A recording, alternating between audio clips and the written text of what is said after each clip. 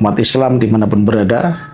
Kita masuk di bulan suci Ramadan, bulan penuh berkah, penuh ibadah, dan tentunya kita hormati sebagai bulan untuk mengembangkan ilmu pengetahuan. Di kesempatan singkat ini, saya ingin menyampaikan soal Islam dan demokrasi. Islam dan demokrasi bukan dua entitas yang dikotomis.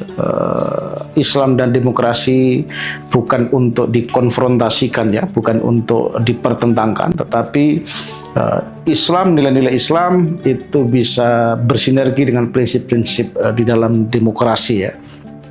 Jadi tidak ada alasan, tidak ada apologi bahwa umat Islam, Muslim menganggap demokrasi itu produk kafir, demokrasi itu tagut, karena sebenarnya dari sekian sistem, apakah itu teokrasi, ya, kedaulatan Tuhan, ataupun monarki yang menempatkan daulat di tangan raja, demokrasi dianggap paling minim, paling sedikit mafsadahnya, ya, kerusakannya.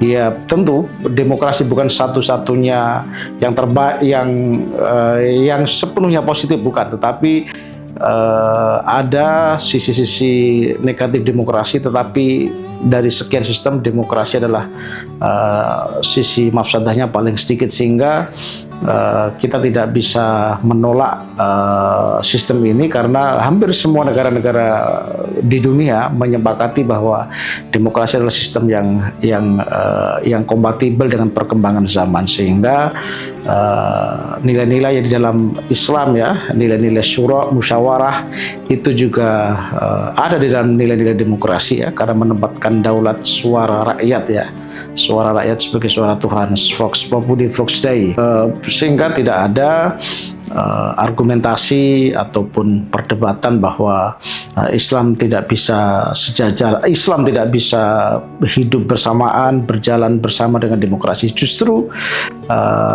nilai-nilai Islam itu yang harus kita kembangkan, kita kompatibilitaskan dengan nilai-nilai demokrasi, sehingga kalau kita melihat negara-negara maju yang sudah menempatkan, mempraktekkan, mengimplementasikan demokrasi, umat Islam tidak ada masalah.